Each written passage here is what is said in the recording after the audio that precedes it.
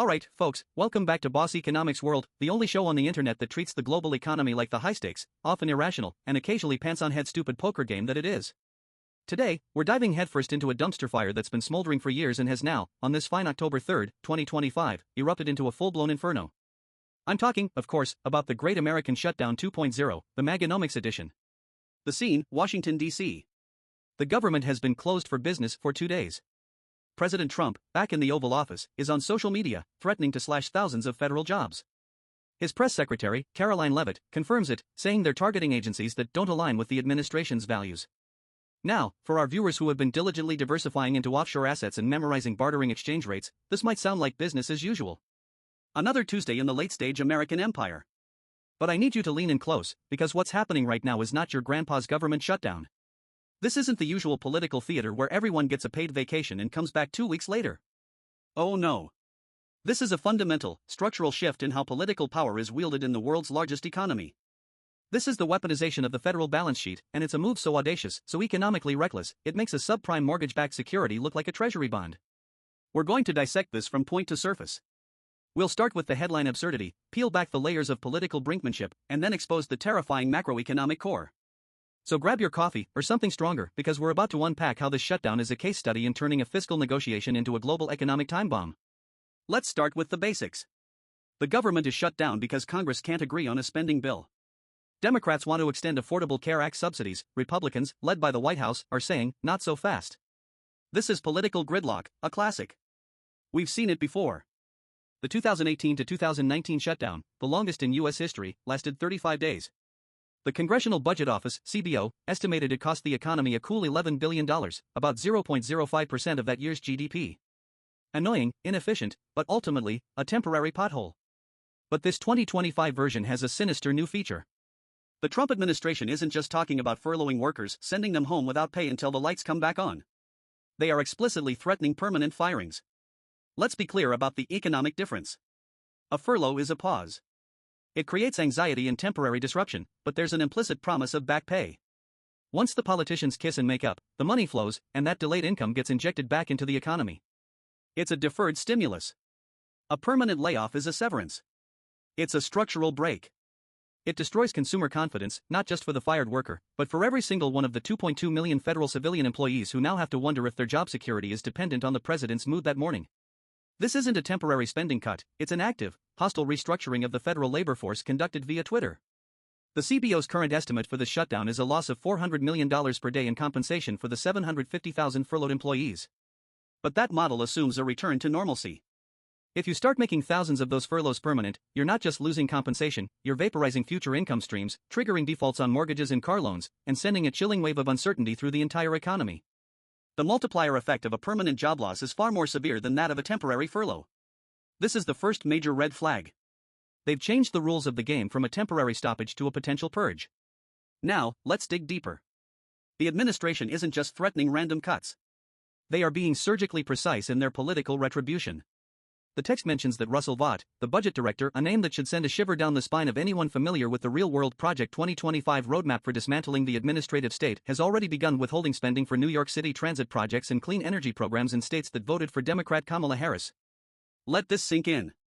This is the federal government, the entity responsible for national infrastructure and economic stability, using its vast financial power not to optimize economic outcomes, but to punish political opponents.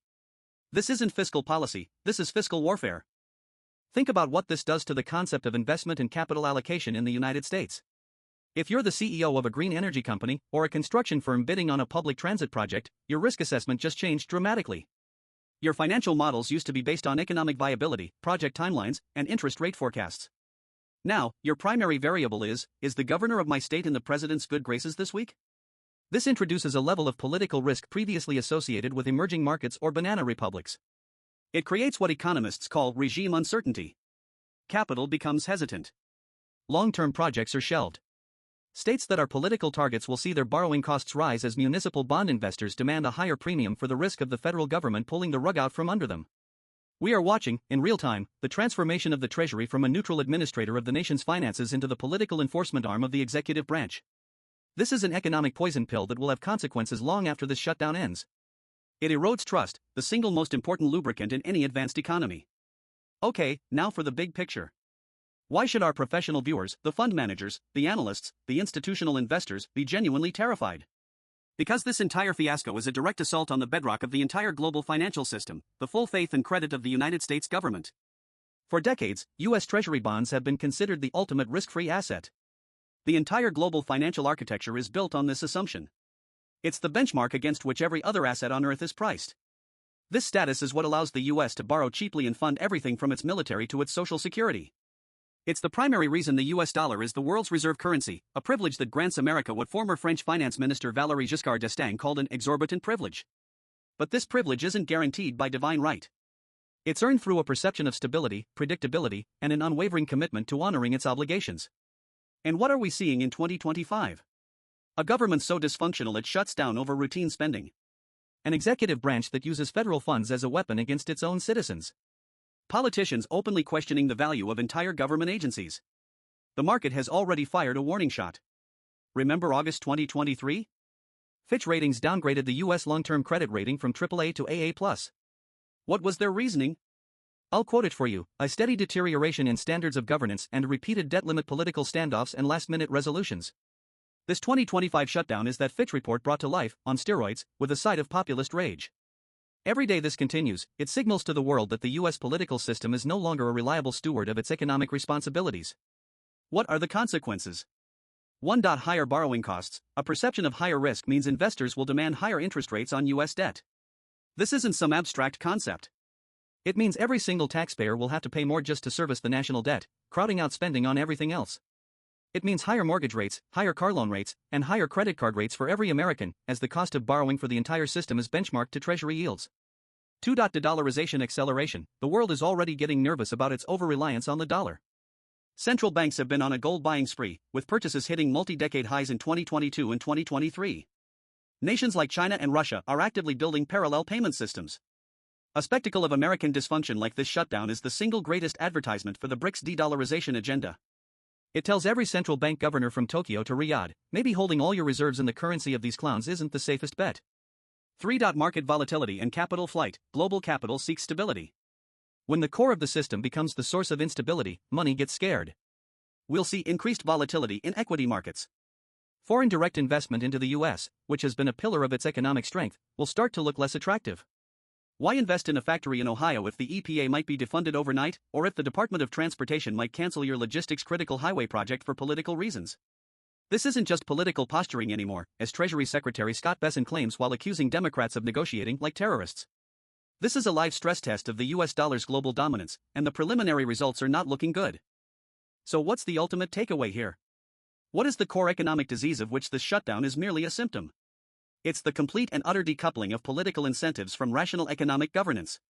We have a situation where creating chaos is a better political strategy than delivering stability. Representative Tom Cole, an old-school Republican, is quoted as saying, "None of these shutdowns have ever achieved their objective." It's a really dumb thing to do. He's speaking from a world where the objective was policy-based. But the objective has changed. The objective is no longer to win a policy concession. The objective is to break the system to prove the system is broken. The objective is to delegitimize the institutions themselves, the so-called Democrat agencies that Trump refers to as a political scam.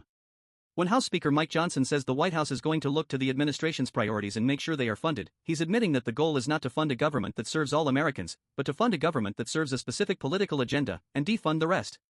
This is the economic equivalent of a hostile corporate raider buying a stable, profitable company, firing all the experienced management, selling off the most valuable assets for short-term cash, and leaving a hollowed-out shell, all while telling the shareholders it was for their own good. The tragic irony is that the very people who will be hurt most by this, the working-class voters who rely on a stable economy and functioning government services, are the ones being told this chaos is a necessary purification ritual. The Washington Post poll shows that while a majority blames the GOP, a significant 67% of Republicans blame Democrats, indicating a deep partisan divide where supporters will back these measures regardless of the economic self-harm. So, as we watch the House and Senate take a long weekend while the global economy holds its breath, what does this mean for you, the viewer? For the ordinary citizen, this means your financial future is now hostage to a political deathmatch. The stability you took for granted is eroding.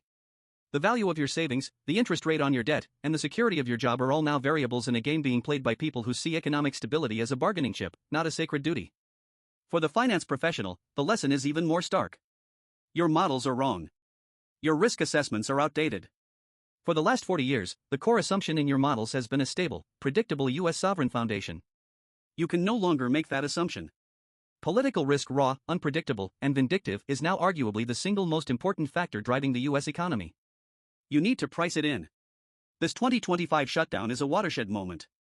It's the point where the long-simmering political dysfunction in America boils over and begins to actively dissolve the country's greatest economic asset, trust. So, while Washington plays chicken, remember that the rest of us, and indeed the entire global economy, are tied to the train tracks. They think they're fighting over the budget. What they're really doing is taking a sledgehammer to the foundations of modern finance. That's all the time we have. Don't forget to like, subscribe, and maybe rebalance your portfolio to include canned goods and gold bullion. It seems increasingly prudent. This is Boss Economics World, telling you to mind the gap, the ever-widening gap between political rhetoric and economic reality. Stay safe out there.